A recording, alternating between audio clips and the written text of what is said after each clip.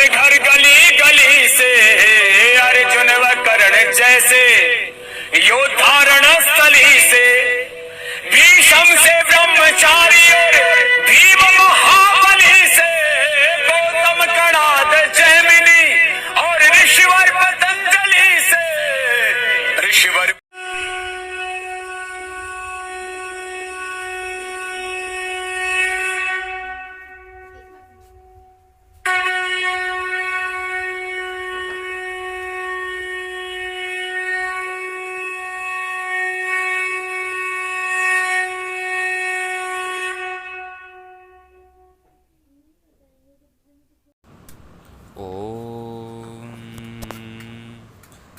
नमस्कार मित्रों, आज हम बात करेंगे होली में क्या क्या अभद्र व्यवहार और किस तरह से लोग गलत काम करते हैं। और हम ये भी जानेंगे क्या इस तरह का व्यवहार करना उचित है या अनुचित है। पूरे तथ्यों के साथ हम आज इसका तुष्टीकरण करेंगे। देखते रहिए, स्किप ना कीजिए वीडियो को। अब हम बात करेंगे होली में होने वाले दुष्व्यवहार के बारे में। आजकल के लोग अपने पूर्वजों को कलंकित कर रहे हैं। हमारे पूर्वज किस तरह से होली मनाते थे, होली का उनका उद्देश्य क्या था, अग्नि हवन करना, उनमें जो नए जो अनाज हुए हैं उनको प्रस्तुत करना अग्नि को।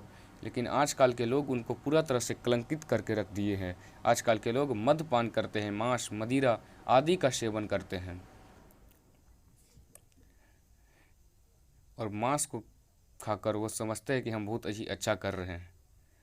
महर्षि मनु ने अपने धर्मशास्त्रों में मद्यपों के लिए यह प्रायश्चित बतलाया है। शुरो पित्वा दिजो मोहदाग्नि शुरो पिबेत तथा शकाय निर्हृदय में उच्यते क्लिप्सापत, अर्थात मद पीने वाला पापी अग्नि से तपाई हुई मद पीकर शव शरीर को नष्ट कर देवे।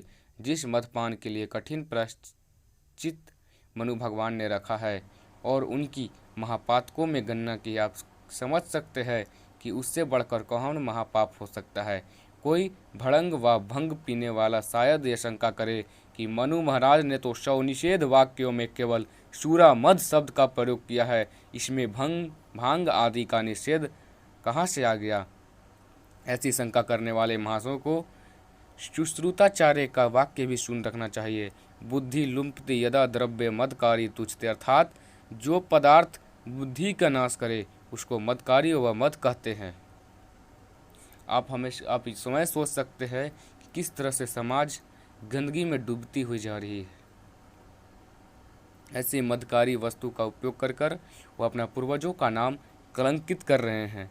ऋषि संतान होकर ऐसे कर्म कर रहे हैं कि ये अपने पूर्वजों को भी दूषित कर रहे हैं। जो भी चीज़ है जो हमारा बुद्धि को नष्ट कर देता है, हमें उसका सेवन नहीं करना चाहिए। लोग मांस का भी आजकल सेवन करते हैं और सोचते हैं कि हमारे पूर्वज से चलते आ रही है और इसका हम सेवन करेंगे तो ईश्वर हम पर खुश होंगे। मैं कहने जा रहा हूँ कि ईश्वर सबके पर न्याय करते हैं, चाहे वो कोई भी जीव है। अगर आप उसके साथ अन्याय कर रहे हैं तो ईश्वर उसके साथ न्याय करेगा। अगर ईश्वर उसके साथ न्याय करेगा तो आपको दंड जरूर देगा, ईश्वर आपको क्षमा नहीं करेगा। ये बहुत ही सारे मनुष्य में भ्रांतियाँ फैली होती है कि हम यहाँ चल जाएंगे तो वहाँ जल जाएंगे तो आप मेरे पापों का क्षमा हो जाएगा। नहीं, ये पूरी तरह से गलत है। आप जो कर्म की है उसका दंड आपको ज़रूर मिलेगा, चाहे आप कहीं भी चल जाए। अच्छे कर्म कीजिएगा तो उसका फल भी यहाँ पे मिलेगा, लेकिन पाप कर्म का दंड अवश्य मिलेगा। अब आगे हम और चीज़ के बारे में बताते हैं। अब हम बात करते हैं पहले के लोग होली किस तरह से मनाते थे। जब वो अग्नि में अनाज को प्रस्तुत करके हवन करने के बाद जब उठते थे तो एक दूसरे को इत्र आदि सुगंधित द्रव्यों को परस्पर उपहार रूप में व्यवहार में लाते थे। इत्र का एक दूसरे पर इत्र जो सुगंधित जो द्रव्य है उसको फेंककर दूसरे पर रंग के रूप में, खुशी के रूप में अपना मन को का भाव को प्रकट करते थे। लेकिन आज कुछ और हो चुका है। आज केमिकल वाला जो अबीर है वह हमारे स्किन को, हमारे शरीर को भी खराब कर। अब हम बात करेंगे समाज में होने वाले अभद्र व्यवहार के बारे में। आजकल लोग अपने सिद्धांत को भूलकर गलत कार्य करते जा रहे हैं। भाभी बड़े भाई के जो स्त्रियां होती है हमारी माता के समान होती है, लेकिन आजकल लोग उनके साथ होली खेलने का रसिया शुरू कर दिए हैं और उनके साथ मजाक करते हैं, उनके साथ गलत व्यवहार, गलत भाषा का प्रयोग करते हैं। ये कहाँ तक उचित है? क्या इस तरह का कार्य कर कर हम उस राम और लक्ष्मण और भीष्म पितामह का कुल के वंशज है? हम ये कह सकते हैं, क्या अभिमान कर सकते हैं कि हम उनके कुल का है? कदापि नहीं। हम उनका आचरण को भूलते जा रहे हैं और गलत कार्य को करते जा रहे हैं। एक उदाहरण प्रस्तुत करना चाहूँगा आप लोग के समक्ष।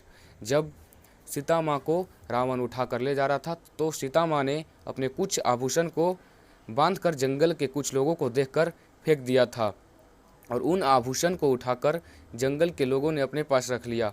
जब मर्यादा पुरुषोत्तम श्री राम जी सीता जी को ढूंढने वन की तरफ गए तो उन लोगों ने उनकी मदद की और उन्हें दिखाई क्या ये आभूषण सीता माँ के हैं। तो राम जी लक्ष्मण से पूछते हैं कि देखो भ्राताश्री, क्या ये जो आभूषण है सीता का है? तो लक्ष्मण जी क्या उत्तम शौर्यों में जवाब देते हैं। इसी से पता चलेगा कि भाभी को हमारे पूर्वज किस तरह से सम्मान देते हैं और आज के लोग किस तरह से अभद्र व्यवहार करते हैं।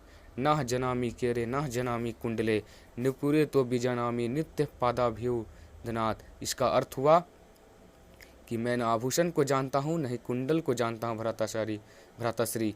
मैं तो आज तक भाभी श्री के पाँव को छोड़कर कभी ऊपर देखने का साहस ही नहीं किया। इस तरह के लोग हुए हैं हमारे समाज में। अब हम बात करेंगे भांग के बारे में।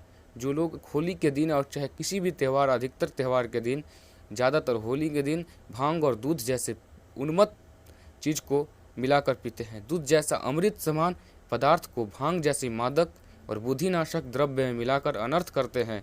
बुद्धि जैसे उत्तम और धर्म, अर्थ, काम और मोक्ष के देने वाला पदार्थ का नाश करके ईश्वर के अपराधी बनते हैं। उनसे बढ़कर और कौन पाप का भागी बन सकता है? बुद्धि सा बहुमूल्य और श्रेष्ठ पदार्थ इस संसार में कोई दूसरा नहीं है। नमस्ते भाई, मिलते हैं नए वीडियो में। जितने हो सकते हैं इस वीडियो को कई लोगों तक पहुंचाएं ताकि हमारा समाज जागृत हो सके। नमस्ते।